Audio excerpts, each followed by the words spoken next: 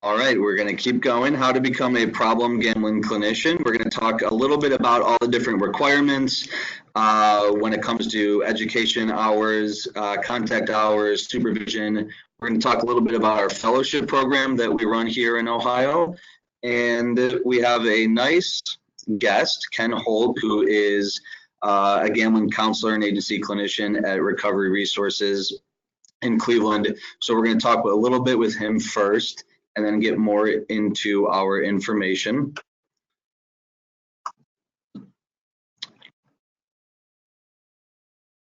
One moment as our slides change.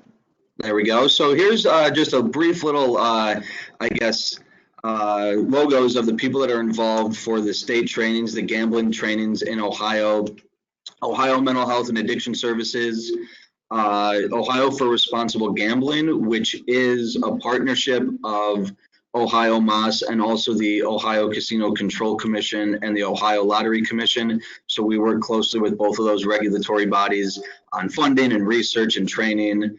The Problem Gambling Network of Ohio, which we'll hear more about later, and then the Cleveland VA, who helps us a lot with the stage 2 trainings, and we do some other trainings with them. So just that is certainly not everyone who's involved, but some of the bigger partners in our statewide treatment trainings. Again, these are frequently asked questions that I get at trainings just throughout the year. What are all the requirements involved? How often and where are trainings held? How many continuing education hours do I need? How do I receive supervision if my supervisor at work isn't certified in gambling or hasn't had gambling trainings? And then how do I collect my contact hours? So that's really why we developed this webinar, because there are so many frequently asked questions. So we thought we would get this information out there in a broader sense. Feel free throughout the webinar to write in questions on your chat function, and Ashley can either hold them off for me if they're for later on, or if they seem relevant at that exact moment, we can do some questions throughout the webinar as well. So it kind of, here's our objectives, basically the same as the frequently asked questions. Just we're going to talk about the requirements for how to be able to treat gambling in the state of Ohio, what trainings are coming up this year. We're going to talk about our fellowship program and talk with Ken Holt, and that's where we're going to start, because Ken has so many duties and he was able to carve out some time for us. So we're going to take a few minutes and just talk with Ken here about his experience over the past few years of being involved in the problem gambling field. So Ken, thanks for being with us today. Yeah, good afternoon. Hi, Ken. So why don't you just tell us a little bit about when you got involved, when you started going through trainings, kind of what piqued your interest to continue to go to trainings and be more involved, and how, I guess, just a brief history of yourself in the field.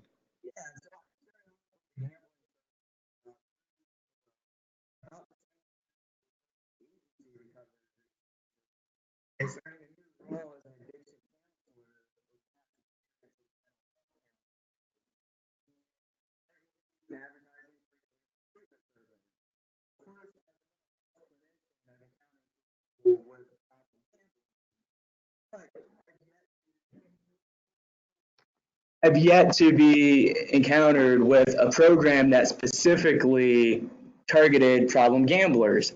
So upon joining Recovery Resources, I remember getting some emails about an opportunity to complete stage 1 gambling trainings. And that's about 3 years ago. Okay. So as you went through stage 1, and then stage 2, was there something specific? Was there a specific hook or a piece of information? Maybe it was the high cocaine rates. Did anything kind of just hook you into, hey, that made you go from, hey, this is an interesting opportunity, to, hey, I really want to be involved and go all the way through the credentials and start actually treating problem gambling? Yeah, I think for me, the hook was that I was aware that problem gambling existed, but I was completely unaware of any programs that addressed it. So when I saw that the CEU opportunity existed to get some specific targeted training in treating gambling disorder, that piqued my interest because it was not familiar to me. And upon, attending the training and learning there are, specific theories, specific interventions that can help this target population, I felt an obligation to learn them. Awesome, thanks. Yeah, well, a lot of this is still so new. Casinos opened up here in 2012. We had been doing trainings at Recovery Resources for even 10 years before that, and there have certainly been trainings for many, many years before that. But when casino gambling opens up in states, that's typically when the states start really getting involved in trainings and having specific credentialing for this type of work. So even though you've been involved for 3 years and I've been in this field for about 6 years, it's still new, right? In the vast terms of things, that's still new. So we're still evolving, we're still figuring things out. So happy that you've been involved for so long. What thinking back, because you had other addiction work and mental health work, what are some similarities and differences between maybe treating someone who's struggling with a substance use disorder, whether that's alcohol or another drug, and then someone whose primary diagnosis is gambling disorder? Some of the maybe the nuances of the work of working with a gambler. Right. There's certainly a number of similarities and certainly a number of dissimilarities. I think starting with the similarities, looking at the process of addiction in general, most of our clients will share it started off being fun. It started off being something they enjoyed or something that they felt added benefit to their life. However, with any of the addictions that we're familiar with, we realize that effect does not last very long. The short-term gains always lead to the process of addiction, which is long-term consequences to oneself, to one's family, and to the life that they're living. So that's definitely some of the similarities. Some of the dissimilarities or nuances that is so important to be aware of in the problem gambling treatment is really the relationship with money. Money is a fact of life in order to survive in our country, and really paying specific attention to your problem gambler's relationship with money is so important. And that's probably one of the biggest similarities.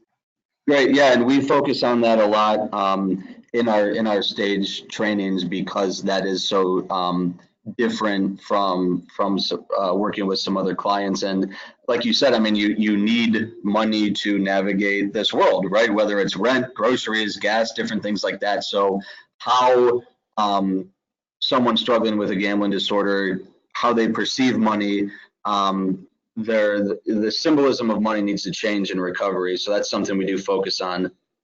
How about, I'm curious because we do a lot of work with colleges on the prevention side, talking with college students, people who do policy, maybe speaking with specific populations of college students like athletes or Greek life. We have been able to get into certain curriculums and programs like social work and public health to do general, very short educational things like, hey, problem gambling is a thing. What are your thoughts on schools of social work, schools of counseling, adding gambling disorder information into the curriculum, whether it's a course, whether it's a class, whether it's a chapter in a book? I know from my experience being a master of public health, we had very, very little education on mental health and addiction in public health work, and certainly nothing on gambling. And I know speaking with people who are newly out of school in social work and counseling, very little, if any, on gambling. What are your thoughts on just, working with schools to integrate more gambling information into curriculum? Yeah, I think that's very important. Like you were saying earlier about the expansion of casinos, that was only recently. What year was that, Mike? 2012 and 13 for the state of Ohio. So I think a lot of schools haven't really focused on casino gambling or gambling in general and the disorder that comes with it. As of now, I think it is so important for the Masters of Social Work, the Masters of Counseling programs to at least incorporate it in their psychopathology courses, and at least in their basic theories and interventions courses, to be aware of this problem, because there are some nuanced differences between the treatment of gambling disorder. And it's so important also to be aware of assessing for it, because gambling disorder may be something that goes under the radar because it may not have the same physical health consequences as a substance use disorder.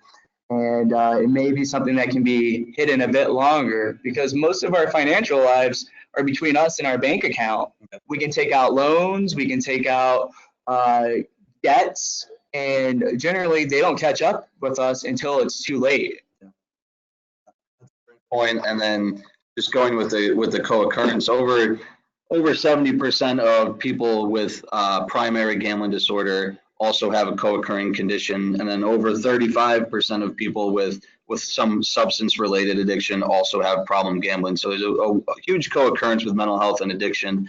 So getting that gambling information into some of these schools, so professionals who are coming out with these licenses, with these education, and working with folks have some background on it. And then if they choose to go get more, expertise like you have, then that's great. That's what we want. So are there any questions for Ken specifically? If anyone has a question, they can type it in, and Ashley can relay it over to us. We'll just wait a few seconds here if anybody types something in.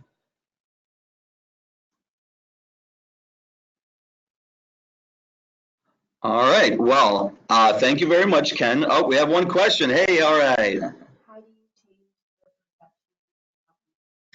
Ken, the question is the perception of money. So how do you work with a client? What conversations do you have with a client to kind of help them change their perspective, their perception, and probably really the symbolism of money? Because money means so many different things to people in general, but it has such a significant relationship with a gambler. So how do you change one's perception of money? How does that conversation start?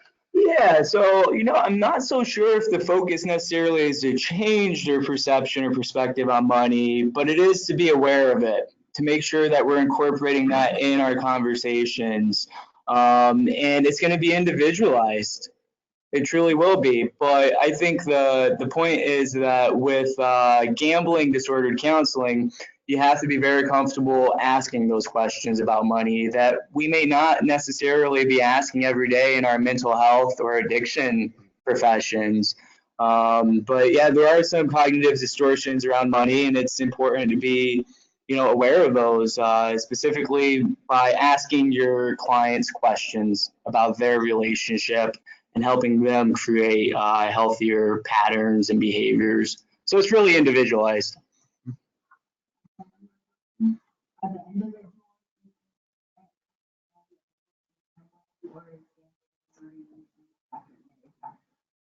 All right, we have another question about how individuals are coming in and how are they seeking treatment. I'll talk a little bit about that, but I can have Ken go into it as well.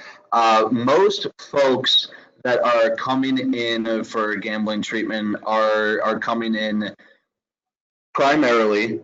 So typically that's a result of an ultimatum, and they are coming in to receive help and treatment for gambling disorder. But we do get a lot of folks who are here for primarily mental health or another addiction, and either in the assessment, some problem gambling behaviors come out, or a few weeks into treatment. So we have Ashley Yee in our gambling department goes into IOP groups and does some discussions on gambling, and we have other gambling clinicians go into groups and do gambling discussions, and then after those we rescreen. And oftentimes after a few weeks of being at Recovery Resources, being in some treatment, people are more willing to state that, yes, I also have this issue. I'm also kind of struggling with some gambling. So then we can adjust their treatment plan and get them into gambling treatment as well. So we get people all different directions, really. And do you have any thoughts on just on that? Yeah, I think Mike summarized it pretty well. My experience being a clinician, most of my clients did come in specifically from calling the hotline and seeking gambling specific services. But I have had a handful of clients that we were successful in assessing during our IOP groups. We would spend one session for part of our topic discussion talking about other addictive behaviors, including gambling addiction. We would do the screen that Ashley Yee helped us implement in our groups, and we did identify a number of people that were high risk for problem gambling. And a few of those individuals did go on to continue gambling specific counseling. Great, thanks, Ken. All right, well, Ken, thank you very much again for just sharing briefly. Ken could talk about this for hours, but we do have, we do want to get to some of those other reasons why we're on this webinar today. So thank you so much for sharing. Yeah. So we do have a question because we have to do poll questions. So please answer the following. Have you had any other gambling related training in the past?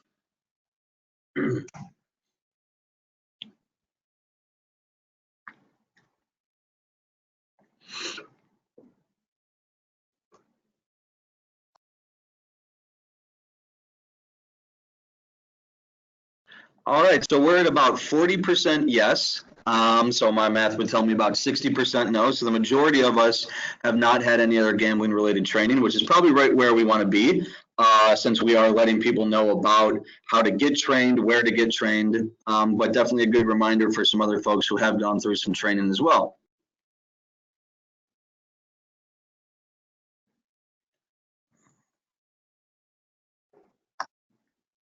So we're going to get right into the requirements, training, contact hours, and supervision. So these requirements are for the Ohio Chemical Dependency Professionals Board and for the Social Work Marriage Family Therapist Board. They have the same requirements.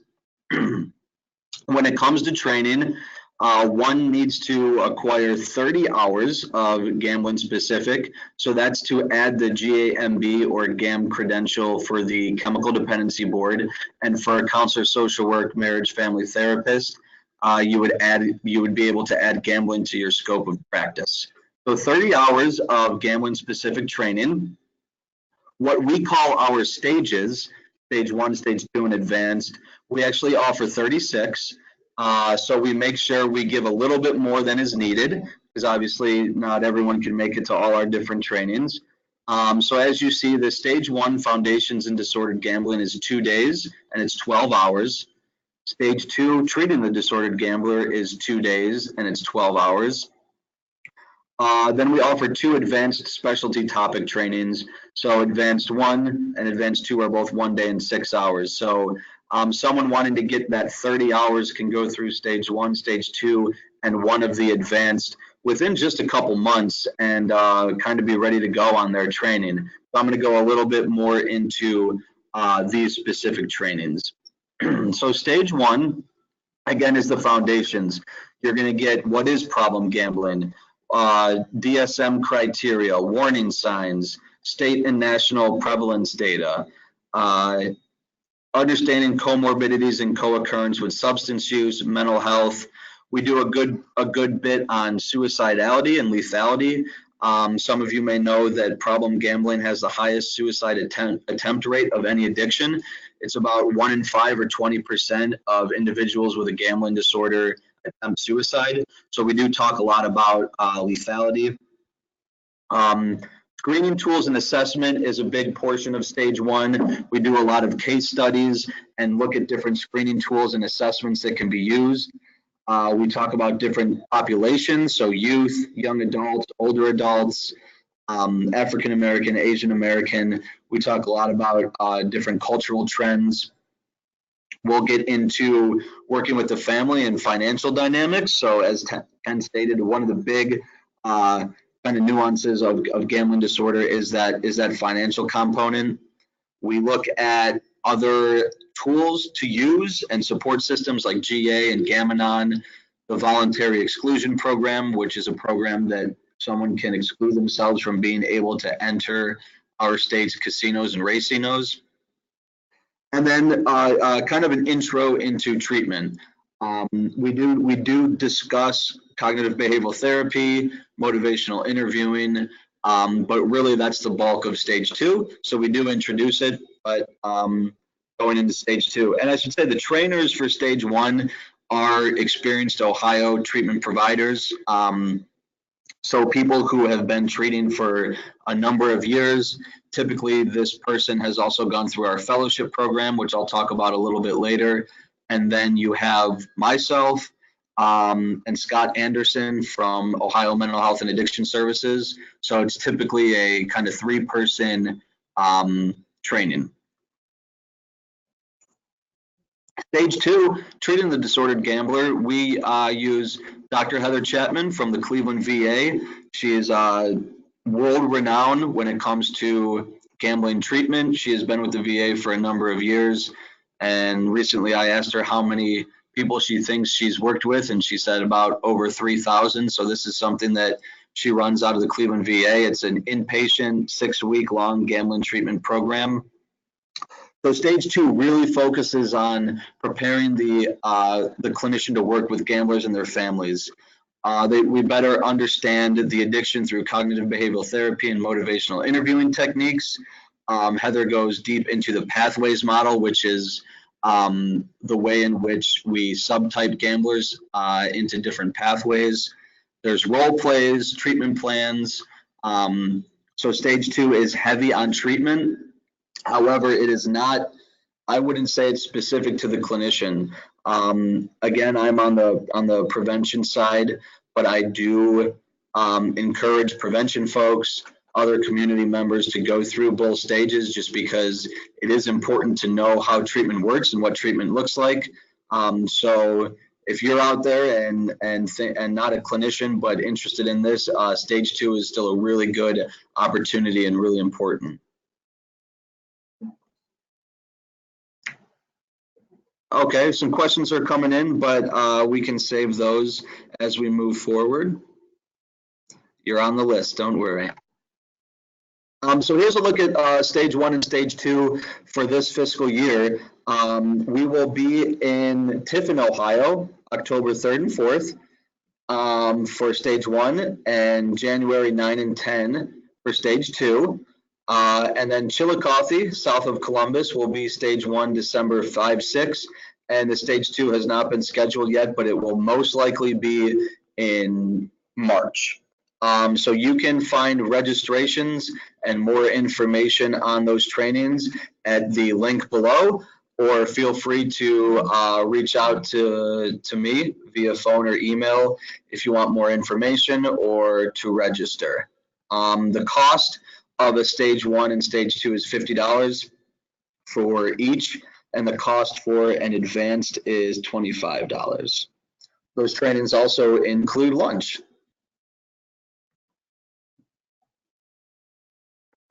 Moving to the advanced specialty topics, these are more concise and specific. We bring in national or even international experts to talk about specific gambling related topics. This year, Jody Beachtold from the Pittsburgh area is talking about technology, providers, and gambling treatment. Innovation works. So she will be here at Recovery Resources in Cleveland on November 7th and at the Ohio Department of Natural Resources in Columbus on November 8th.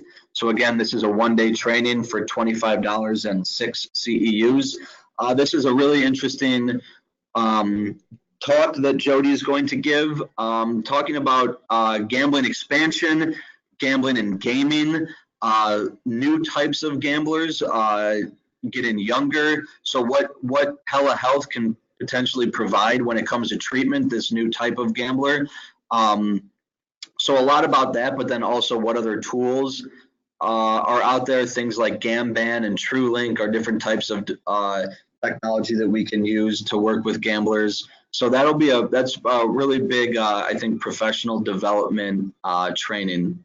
Then we're bringing in Mark Lefkowitz from Arizona, who is in recovery himself from gambling, and he's going to talk about how to really work the 12-step program, make it work for you. He's going to do a big portion on finances. So I think this is, if you're really interested in getting into gambling treatment, we've already talked about it once with Ken, but that financial component can can be huge to understand and kind of get savvy with, if you will. So Mark's going to talk a lot about finances. So that is Thursday, April 16th in Cleveland, and Friday, April 17th in the Dayton area. Might be Columbus, but we're looking at Dayton to kind of spread some of these trainings around. Again, you'll be able to find more information on those trainings on our website. PGNO also has this information. And of course, you can reach out to myself or Ashley anytime to get more information or registration on these events. Here's a look at some of our trainers over the years. So all the people who have done stage 1, again, are experienced problem gambling providers in the state of Ohio. Heather Chapman does the stage 2, but to kind of show off the advanced trainers, this is a list of folks who are really at the forefront, really at the top of problem gambling research and treatment. Leah Nauer, Deborah Haskins, Lori Rubel, Rory Reed, Dave Ledgerwood, Chris Toole, Bruce Lease, Dan Trillaro. These are all people who speak on a regular basis at national conferences, at international conferences. So the advanced trainings, we really bring in the heavy hitters, so it's something to think about. It's a really great opportunity for $25 to hear people who are at the forefront of this field and have so much experience and expertise in the topics they're discussing. Here's a map of the past 4 years of where trainings have been held. So we really try to focus on spreading these trainings around. As you can see, we've done a good spread over the past 4 years. So we're going to continue to do that. We'll be up here in Tiffin this year, which is around this area. It's the Sandusky, Seneca, and Wyandotte board region. So we'll be in Tiffin right here this year. So kind of filling in, there seems to be a little gap in the north central area. We've trained over 600 folks over the past 3 years. And when I recently looked back over the past, since the casinos opened in 2012, we've trained over 1,200 professionals in the state of Ohio through our stages. So we're really proud of the amount of people we're able to reach and evenly spreading this around the state. So if it doesn't seem like trainings are in your area, definitely let us know, because we want to specifically place these where people are needing training, where people are wanting training. So definitely let us know if you think you want something right in your backyard, and especially if your agency has room. We're happy to come out and do trainings.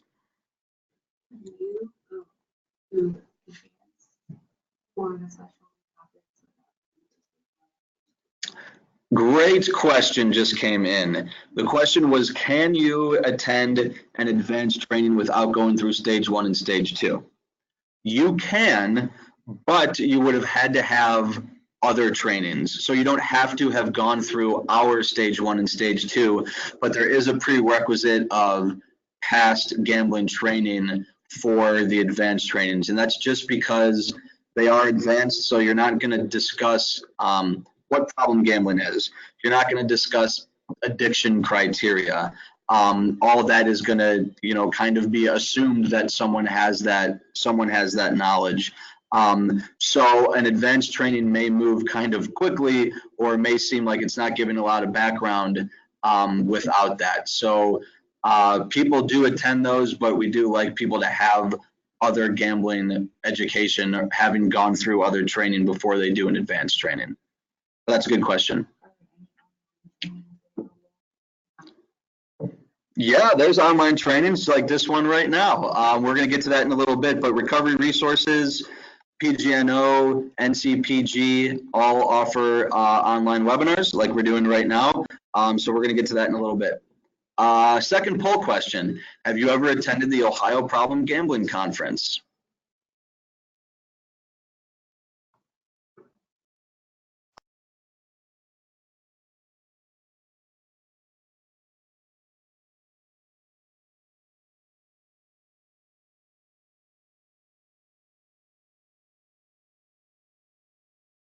We got a 90% no, which is good because we want to get people there. So the Ohio Problem Gambling Conference is always typically the end of February or beginning of March. So this, when my slide clicks over, it always kind of slows up for a little bit. The Ohio Problem Gambling Conference is a day-and-a-half training, or conference, if you will. So this year it's actually all day Thursday, February 27th, and then half day Friday, February 28th at Nationwide Conference Center in Lewis Center, which is a little north of Columbus. And we do it for a day and a half because then the second half of the second day, so the afternoon of Friday, February 28th, is ethics sessions, prevention and clinical ethics. So we open that up to people at the conference or people who weren't at the conference to be able to get in those pesky ethics credits that are always needed. But the Problem Gambling Conference is a great conference. It has so many sessions for prevention, for treatment. There's always participation from the industry. We do industry panels. You hear from regulators. It's a great experience, so please consider coming to that this year. And you can get more information from me or from the PGNO website, which is pgnohio.org. And I think I have that listed on the next slide as well. Yep, there it is. But so we also are involved in many other trainings. Like I said, the Problem Gambling Network of Ohio has webinars. The Cuyahoga Problem Gambling Coalition has webinars. The National Conference on Problem Gambling has webinars, and of course their national conference.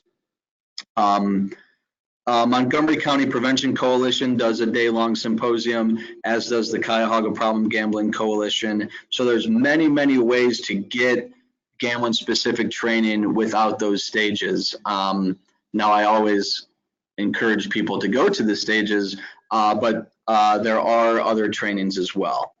Going further, we've done trainings on problem gambling and lethality. We found that people calling into the problem gambling helpline were not being assessed for lethality, which they should be because we know there's that high suicide attempt rate. So we did a training specifically for the Ohio Problem Gambling Helpline on problem gambling and lethality, and you can see the numbers rose drastically about when it comes to lethality being assessed on those phone calls. PGNO is doing a clergy lay minister training October 29th through November 1st. We've done trainings for Ohio campuses, how to build partnerships, how to get gambling education onto college campuses. And then also Voices is a great event we do every year where we have people share their stories of gambling addiction and recovery. So if any of these are piquing your interest, again, shoot us an email. You can find these types of trainings either through PGNO at that link you see there, or at recres.org/gambling CEUs, which I showed somewhere, but you can always get that from us. So on our RecRes website, you can get all this information from all these different types of trainings that we do. The Voices event is great. If you haven't heard someone share their story of gambling and recovery, so think about that. Check that event out. We hosted the National Conference on Problem Gambling last summer. There's some pictures from that. We had a lot of people, over 600 attendees. It was the biggest national conference to date. I want to move a little bit, save some time for questions. Hey, there's me, look at that. Because we got to get back to the requirements, right? So all of that was training. Again, you need 30 hours for the GAM credential or scope of practice. Throughout the year, we offer, gosh, I would have to say over 100 when it comes to the stages, when it comes to the different symposiums, when it comes to the Ohio Problem Gambling Conference, webinars. So there's plenty of opportunity. You need 100 contact hours. So the frequently asked questions, how do I get those, right? Well, individual or group therapy, certainly. In group discussions, as Ken stated, you can always add gambling information into a group discussion. You can talk about co-occurring, you can talk about other behavioral addictions, you can talk about cross addictions or switching addictions, right? When you're in recovery from a substance, could gambling fill that hole? Yes, it absolutely can. So there's a lot of ways to talk about gambling inside of other groups. providing screening, doing assessments, all of these count for contact hours. So the way you log this for when you need to turn it into your board is you just log in a way that makes sense for you. So there's no requirement, there's no standard. So if it's a Word document, if it's an Excel spreadsheet, just date, how long I talked about it, what I talked about. So September 14th, 30 minutes in an IOP group, or hour-long individual treatment session. So you just log it in a way that makes sense to you to add up to that 100 hours. And then supervision. The credential requires 4 hours of supervision. So it can be in person if your workplace supervisor holds an international certified gambling counselor or board accredited clinical consultant. So not very many people have those. So we have monthly supervision calls through Recovery Resources. The fourth Friday of every month from noon to 1:30, excluding November and December, you can be on the gambling supervision call. So this is run by Dr. Heather Chapman, who does our stage 2. And you can register for these at that link below. So these are not CEUs, right? These are supervisory hours. So you'll receive a certificate of attendance that you did receive 1.5 hours of supervision. So you would want to get onto some of those calls. Participation is required. So even if you don't have a case, commenting on someone else's case, asking a question, all is considered participatory. So then you would receive that supervision certificate. So the whole kind of document, if you will, would be certificates from 30 hours of training, some sort of spreadsheet or log of 100 contact hours, and certificates from supervision calls. All of that would be turned in as a packet for the GAM credential. Oh, great question. I didn't mention that. So how much does this cost? These supervisory calls are free. So that's a great question. So you just register with this link, and that's just so who we know is on the call. But yes, the cost is free. So there's no cost. Great question. So that all, in a very short amount of time is how to become an Ohio disordered gambling clinician, if you will. It's 30 hours of education, 4 hours of supervision, and 100 contact hours. So we realized that we were training so many folks to be able to treat gambling disorder, but we didn't have very many supervisors who could supervise these folks. So we developed the Ohio Disordered Gambling Treatment Supervision Fellowship Program, which is an extremely long title and name for a program, so we just call it the Fellowship. Have you heard of our Fellowship program?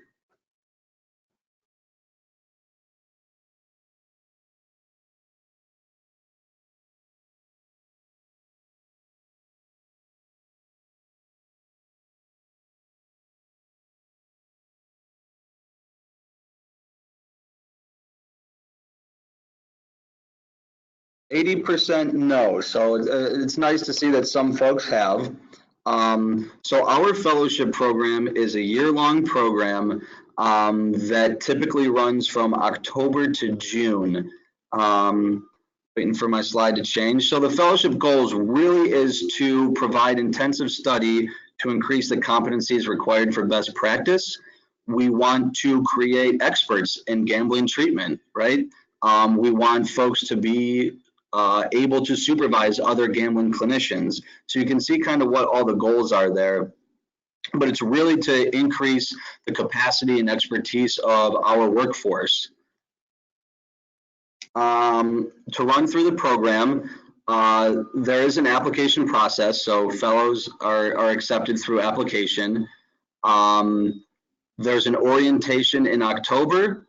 There's monthly meetings and calls. There's a mid-program progress report with the fellowship facilitator, who's Dr. Heather Chapman.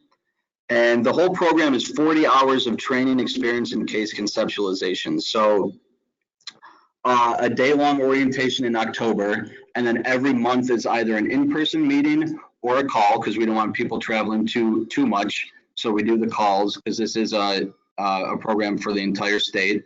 But over the course of an entire year, it would be 40 hours. And it ends in June with a case presentation that is 30 minutes. So each fellow presents a 30-minute case and then has 15 minutes Q&A with the audience and a grading panel. Each year we accept 5 or 6 fellows. Visits, the in-person meetings every other month. We actually do some really interesting things. We've toured the Hard Rock Rocksino, which is now the MGM. We've toured Hollywood Casino in Columbus. We've gone to the Ohio Casino Control Commission, and we always, every year, do a tour and visit the Cleveland VA Medical Center, which is the inpatient gambling treatment program, and speak with some folks there. So it's a really fun program that cohort style, right? 5 or 6 folks from the very beginning. It's a fun program that really increases case conceptualization expertise in treating disordered gambling.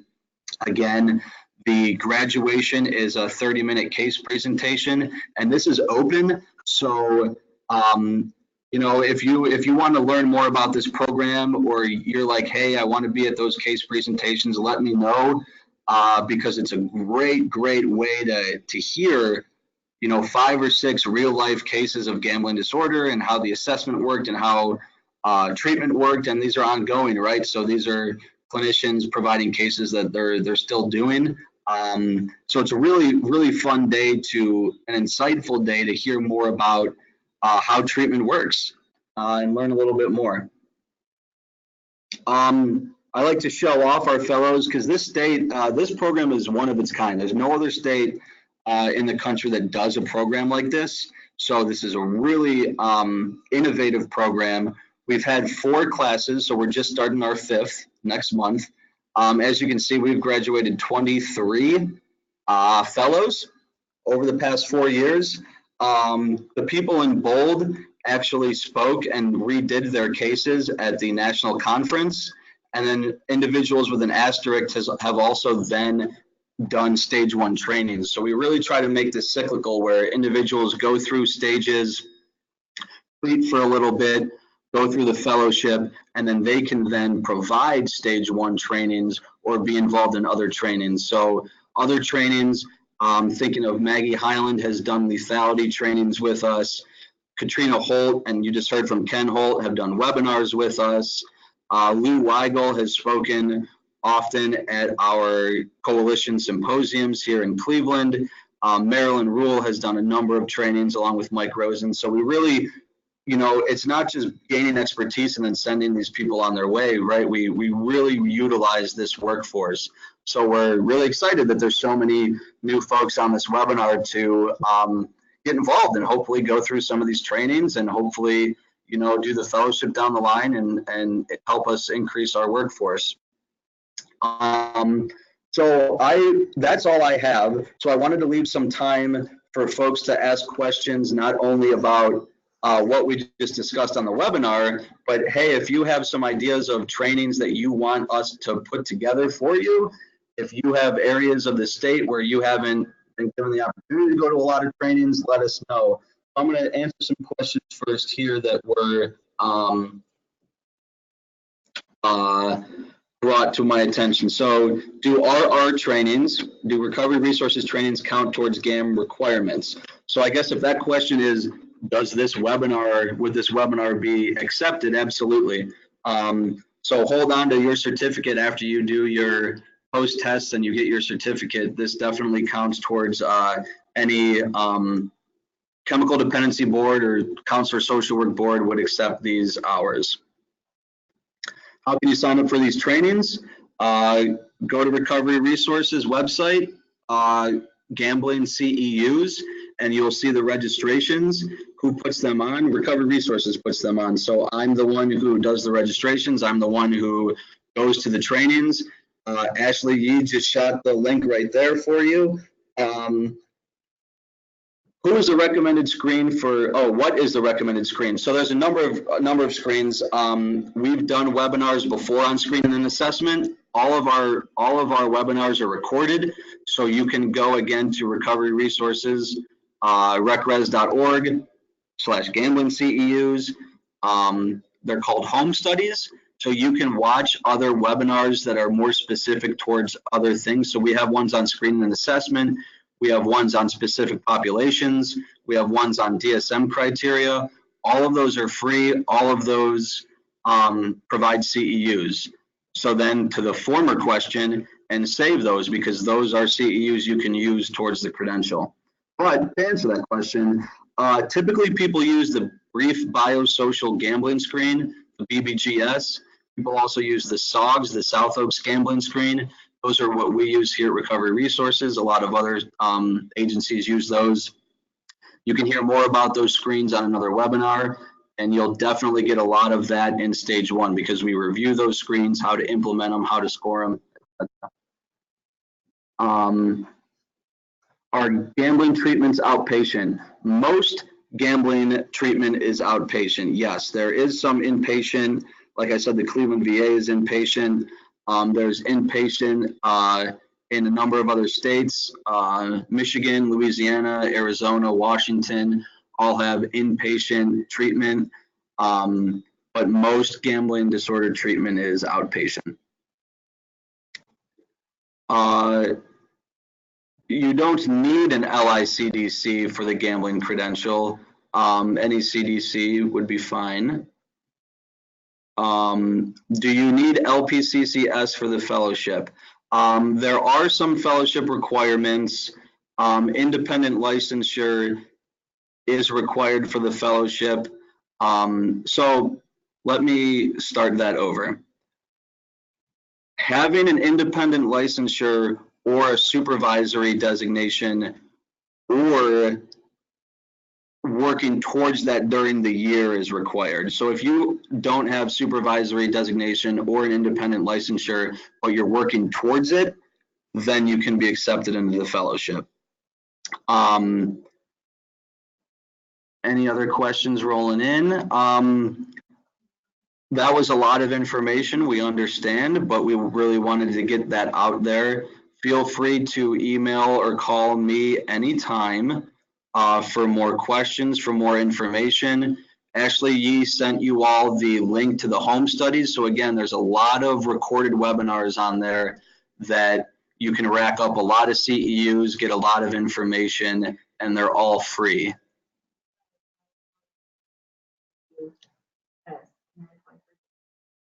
Yes, LISWS, absolutely. GAM credential. So that's social work. So you wouldn't receive the letters GAMB, but gambling would be. You could designate that gambling is inside of your scope of practice. So the GAMB letters would just be for individuals with a chemical dependency licensure. Great, thank you for participating. You can email Ashley Yee, AYEE @recres.org, and she can send you this PowerPoint so you have this information handy. And in 1 hour, you will receive a link to take a post-test. And when you answer those post-test questions, a certificate for today's training will automatically be generated for you. And that is similar for when you take a recorded home study as well. So we thank you for listening and let us share some of this information with you. And again, I run these trainings, so I will be at the stage 1s and stage 2s in advance. So hopefully I'll be seeing you. Come up and introduce yourself, and we'll be talking soon. Thank you.